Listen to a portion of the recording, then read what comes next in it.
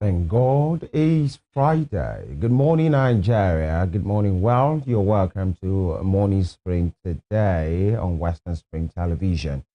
Femi Ojo is my name, and I welcome you. We bring you good tidings that you cannot refuse because this is where we say it as it is. We look through the headlines, on the front pages of different dailies every day, and the other side of it we get to talk about the issues happening in Nigeria. Of course, every conversation, every dialogue here is towards the public good, in as much we have a duty to say it as it is, saying truth, speaking truth to power, holding accountable everyone that is holding one thing or the other in public trust. Again, Femi Ojo is my name, and Tokwe is there. Good morning, Tokwe. Good morning. It's a beautiful and spectacular Friday. Never before seen.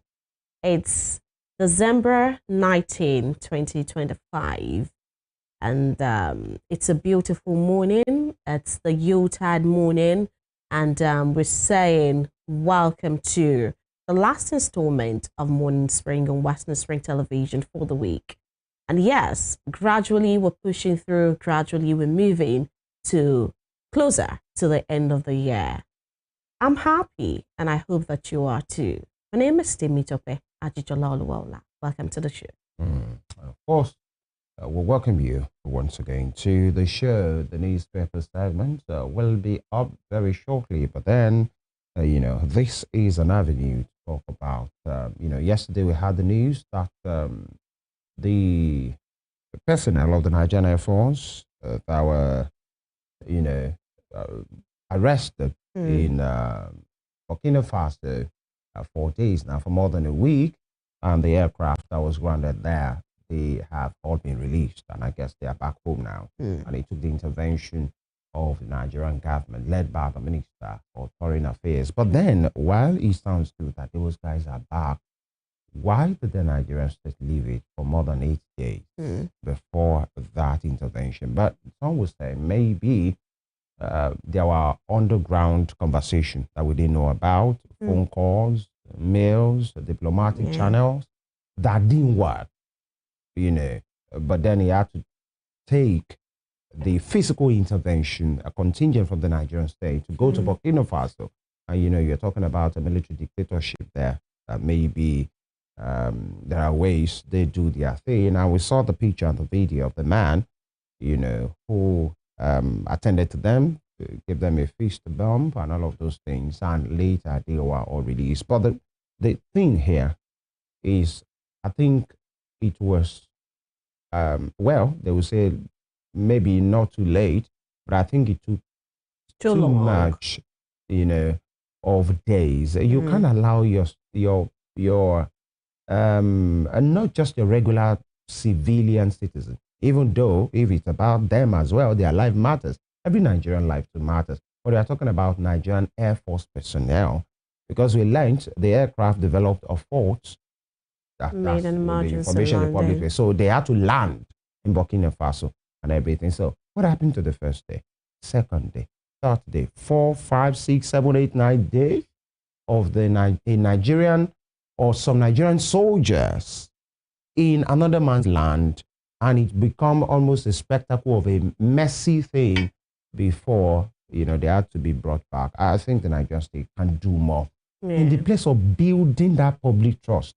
There is a way I feel when you talk to an average American or when you see them converse, there is distrust that they know that, except the American government don't know about the situation. They know that they are covered anywhere they are, and I think that's the way it should be. And I think that mostly if Americans are found in that particular situation, it will be because these people do not know exactly where their soldiers are. And that's why it will take that long. But then we're still glad that they managed to bring them home and bring them home safe. That is of utmost importance. Right. And I'm sure that the families they've left behind who have been worried, their minds have been put at rest. And Nigerians too, who have been, repeatedly making statements and talking about it, they're also at rest now. But we hope that we do not see many of those types of situations again.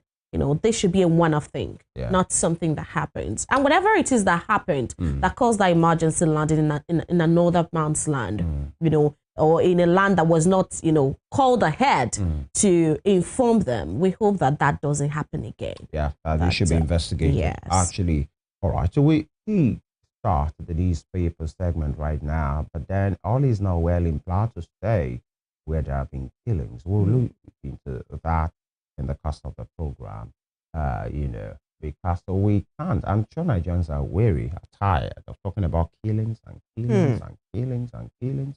If it's not Benue, it's Sokoto, Kebbi, Kwara, Zamfara, Niger, Kwara. Kebbi. By the way, I'm sure Nigerians have not forgotten that the rest of those school guys are still in captivity. Yes. Because it's looking like the whole world has moved on. And that was what Shawara was saying at the NLC protest yesterday, that people have moved on. And it seems so it's more these like children are just, Israel. Casualty of state again. Those are the issues we've been talking about. We shouldn't just always move on or allow these things to happen and be looking for ways to mitigate or to do a crisis management of sorts. We need answers. Well, like close to 300 were abducted. About 100 were returned. So what happened to the other 200? And the other 50 You're talking about majorly escaped. minors. Yes. There are some things that you don't want to fathom, actually. Maybe 7, 9, 10, 13-year-olds. It's been what? A month now? Yeah, close to. In the den of these, the point I always make is, den of these irrational people. Yeah. That could just be irrational at any point. They could just shoot. They could just decide to be idiots that they are, by molesting the ones that are female, or even the ones that are male. And you understand there are still some staff members. So now that it appears Nigeria as a state has moved on to other issues, well, we don't want to believe that. Maybe there are other people attending to that. Yes, well, and then probably because the United States itself has, somewhat loosened the news around the neck of the Nigerian state, because when it was really hot and they were deliberating a lot in America, we were having some sort of swift response from here, and so we need other international community, civil society organizations to keep. While I agree with you with that, but if we had to wait for external pressure for us to do the needful, but we know that we've been talking about. Let me say it on my honor and the honor of my family. Is a shame to the Nigerian state. When you have to wait for your neighbor to keep telling you there is smoke in your house. Oh, there are some children crying in your compound. Can you attend to it? Or they are banging on your gate to say, why is that child crying? Why is that woman screaming? Oh, there is fire. And then you wake up to say, where is it? Oh, I'm working on it. Some people are and it's becoming a pattern. Then it is a shame on the Nigerian state. Yes, I said it. It's a shame. Actually, that is what it is. You can't imagine. You can't be a parent. Nobody wants to be in that. That that your 13-year-old, 12-year-old. That's what I was saying. Is in the bush with people that could just do anything at any point. You are talking about some children have never even spent maybe holidays outside their parents' home in their lives. All right. All of a sudden, they are in the bush. Whisked away in the bush. Now, Harmattan is upon us. In the northern part of the country, Harmattan has started. Because we have information that it's quite cold there right now. And those guys are in the bush with these irrational people. And it's, on your mandate on every Eke market day and all of those things. I think we can do more on it. It doesn't have to take America again, to well, we're talking about security this morning. We'll look into all of that. Let's take a quick break. When we return, we'll let you into some of these things that we are seeing and even more. Stay with us.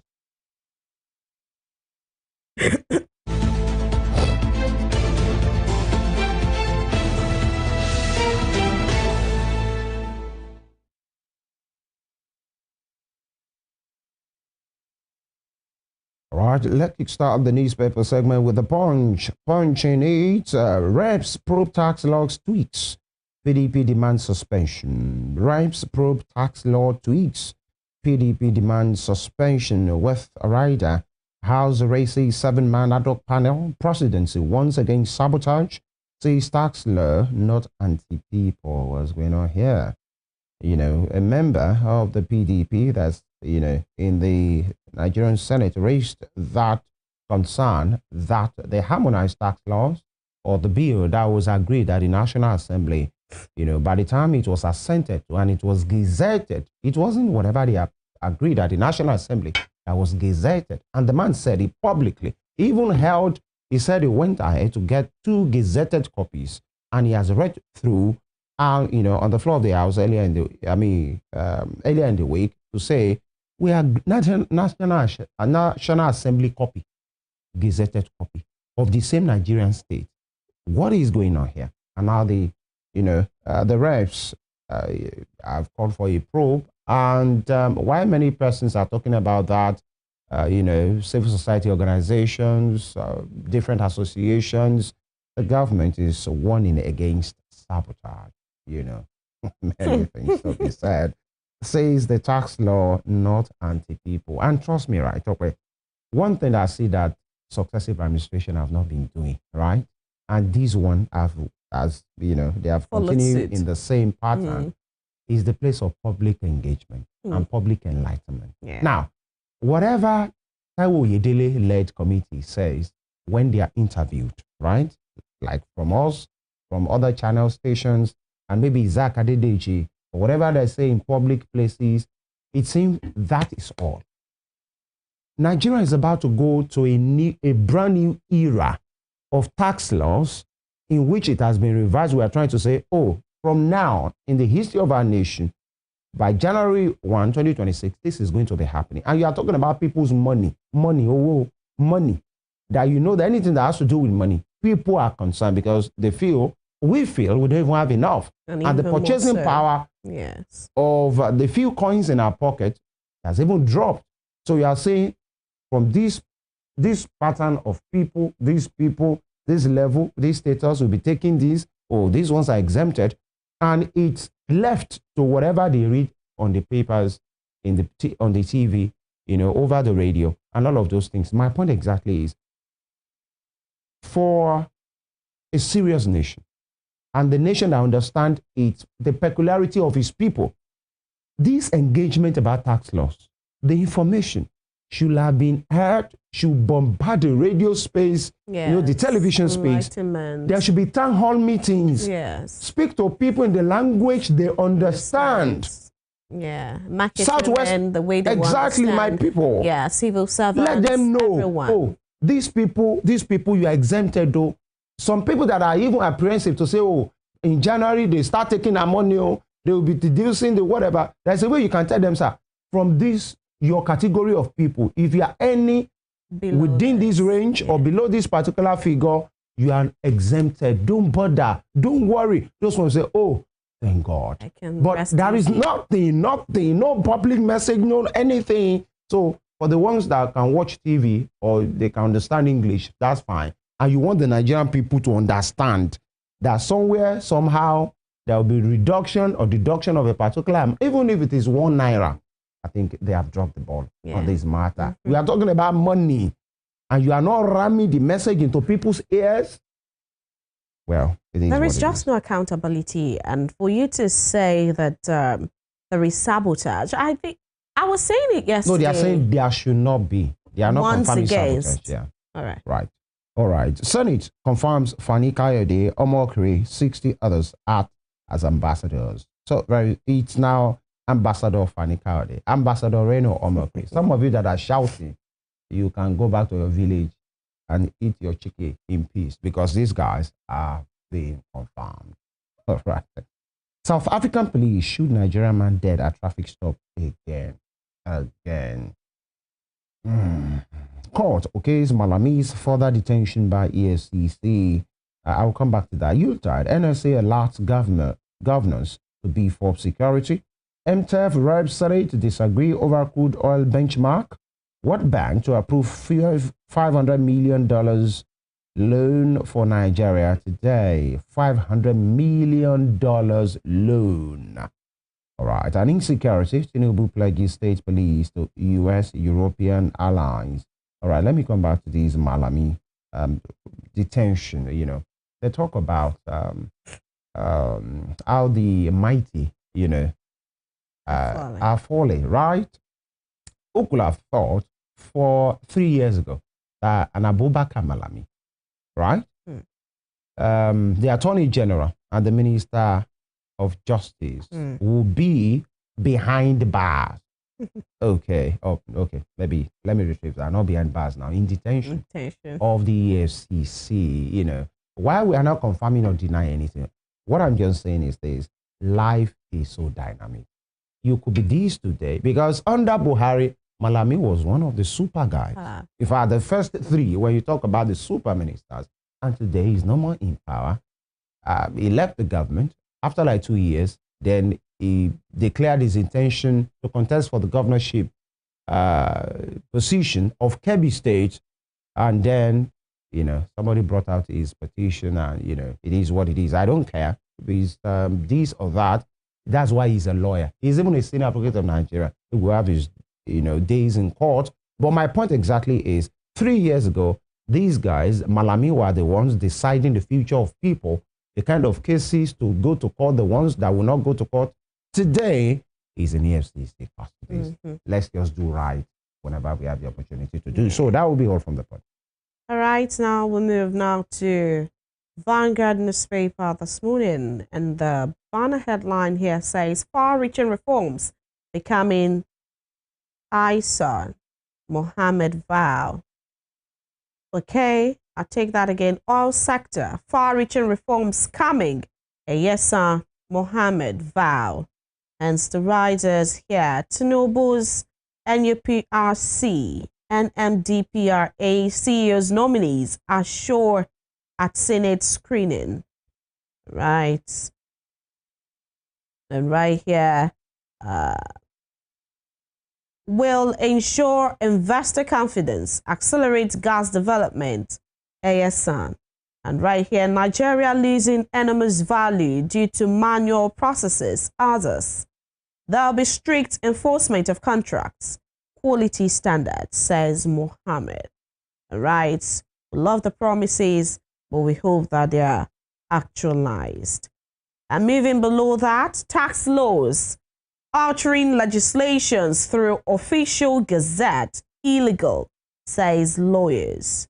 And the raps and the rider here, raps constitute committee to probe alleged alterations. And the alterations, I believe, are the sabotage that the government is warning against on Punch newspaper this morning. And how an official document of that magnitude will be altered is beyond Nigerians. So we need answers right there. And below that particular story, Governor Yusuf lots Tinubu Bichi over 47 billion naira Wuju Road. And right here on page 9 of Vanguard newspaper this morning, uncertainty over NAF aircraft departure to Portugal after release in Burkina Faso. Uncertainty over NAF aircraft departure to Portugal after release in Burkina Faso. Electoral Act wraps back 2-year jail term, 5 million naira fine for vote buyers and sellers. Right. And right here, Tinubu to governors, obey Supreme Court's judgment. Let local governments get their allocations. Now, speaking to that particular issue of vote buying, we had an analyst on the show who was talking about some several kilometers where, you must, the distance to a particular polling unit where, vote buying can be said to have been, taking place, and how that could constitute, what could constitute vote buying, and talking about the distance. I hope that that distance now would also apply to, vote buyers. I'm talking about a situation where we know how Nigerian politicians can so exonerate themselves. There will be a law somehow, where you will have them, there will be a technicality around that law. So we hope that that technicality too would apply to vote buyers as well. Because if you can prove that a person is buying votes, is selling votes, as sold a vote, then you should be able to also prove that someone is buying the vote. Yeah. And so we hope that this law that applies to vote sellers would also catch up really with the buyers as well. Not that we'll have buyers but won't have we'll have sellers but won't get the buyers. And so right there, I've taken that particular story. Tinubu to governors: obey Supreme Court judgment.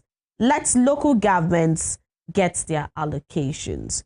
Well, as much as that law is self-explanatory and governments, across states should comply, I think that over time we found Let local government get their allocation. Yes. Who is saying that?